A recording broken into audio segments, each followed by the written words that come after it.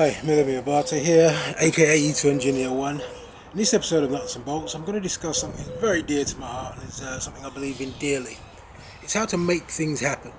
Now, obviously, the preferred route or the ideal route, you'd say, to start something new would be to have some money, to have revenue, have funding to finance equipment purchase, to get things going. But in truth, the best way to make things happen, if you're sitting there wondering how you're going to resolve something, is to go and meet with other people who have the skills, the tools, and the abilities to do what you need to do. And once you adopt this process or this method of doing anything, you can literally do anything because there are no blocks to making content, getting a message out there, and high quality stuff as well. Putting it onto the platforms, letting people know that you're there, and starting to generate revenue and put essentially the operation in place. You're now up and running. So, but what a lot of people do, whether you're the founding entrepreneur or the person with the idea, is they find themselves in this endless loop where they're either looking for money, saying they're going to be doing something.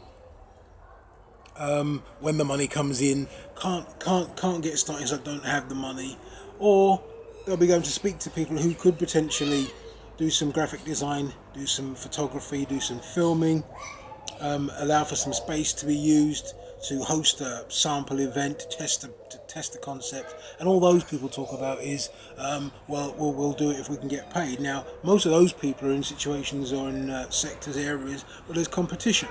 And so they themselves are sitting around working out how to generate more money, how to get themselves into, how to basically keep their business going or build their business. And right in front of them, with this person's proposal for this or that, is the opportunity to do just that.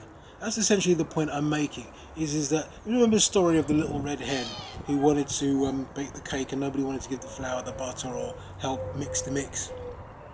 We see that all the time, and yet the age we're in and the time we're in is actually more aligned with the approach that I'm promoting. Collaborate, come together. If you like the vision, you can work out how to remunerate people either on a deferred remuneration basis, i.e. the amount you would have paid them, pay them at a later stage when it starts to generate revenue. Also give them the guarantee that any work of type will always go to them. All these things can be enshrined in agreements. There's other things as well. You can actually offer people equity. This is how a lot of the technology stories, of the big technology stories out of Silicon Valley, have come into being, where people have decided to do work for equity, and so there's been no block on getting the platform coded, getting the widget done, and getting it out there. Then once the thing's got enough traction, then people with money obviously start to chase it. Now, I mistakenly 10 years or so ago started to think that, well, gosh, that's really a fantastic way of doing things, and found myself out in London surrounded by people who were calling themselves entrepreneurs and claiming to be, but they weren't. They were just essentially people who had one skill or one service offering and were punting around networking events, hoping to find a customer to do some paid work, time for money work, and that was it. There was no culture, there was no thought process, there was no underlying real entrepreneurial culture that one could, where this was a normal way of doing things. There was nothing there. And largely as well, even with all the illusion of what you believe is progress around these hubs and everything else, most of the mindset and the culture is based on pay me on a time for money basis now or nothing happens. And a lot of people are being left out of markets for this reason. A lot of things aren't coming to fruition, and our culture, our enterprise and entrepreneurial culture, is dying. Now, what I'm promoting or proposing is that this happens not just among individuals, early stage startups, i.e. the contributors to these early pools of resource should be everybody. Big organisations, big corporates, not just waiting to see whether somebody's got 10,000 followers on YouTube or Instagram. If you like the idea or it's something that you think that you could benefit from in some way, put a little resource pool aside and support these things. Create a wing or an arm of your organisation that does just that.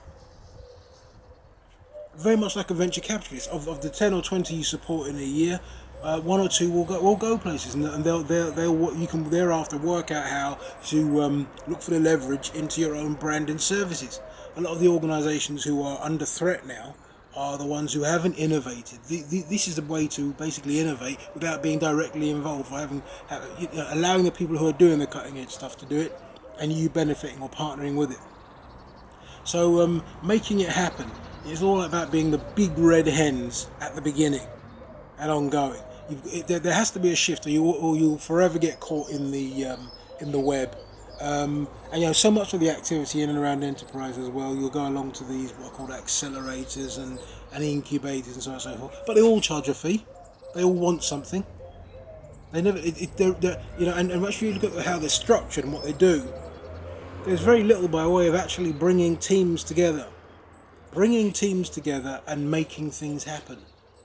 Resourcing. This is what resources, and fiscal resource is only one thing. The big payoff at the end, or the funding that comes when something's got traction. It's all very well. It's only one resource, but even then you're supposed to remain resourced. There's all sorts of challenges even once you're funded. You've still got. And a lot of the people who actually get funding and go bust is because they're not resourceful. They've become very adept at how to secure funding, but they're not necessarily entrepreneurial or resourceful. And the problem, I see it a lot in so-called social enterprise and these not-for-profit groups. Again, very adept at putting in bids, applying for funding, really question how impactful they are actually doing their social impact, social enterprise missions, because they tend to have an 80% out of the 100, the ratios towards how to get more funding to, I think, largely pay themselves. I'm talking about the operators of these things. And okay, you need to have a some form of revenue, but this is where exactly what I'm talking about should be coming in. You should be working out how to get to market and actually service a customer need and generate your revenue through your ability to deliver and meet that need. So I'll reiterate again. Please do come together around ideas. Sit down and work out agreements. Sit down and work out ways that you can remunerate either on a deferred basis or through equity or a combination of both, and make things happen. If you're not making it happen, what are you doing? You're sitting around either pretending that it's going to happen, wondering if it's going to happen, posing as if you're making things happen, having all the discussions, listening to all the information, and what's actually happening? Zilch. So make it happen. It should be a new addition to your thought process and your culture. And honestly, once you come outside of the bounds of thinking about money, all the resource in the world is actually there. All money does is actually buy a resource that's already sitting there. Figure out how to use your resource, get your resources in, and how it's going to pay you long term for whatever your core enterprise activities are. And I can assure you, this world and the connections and the strength of the connections you make when you're prepared to offer something, put something in the pot, commit yourself, use time. Moreover, a lot of the enterprises that are started on foundations of true resourcefulness are the ones that actually survive.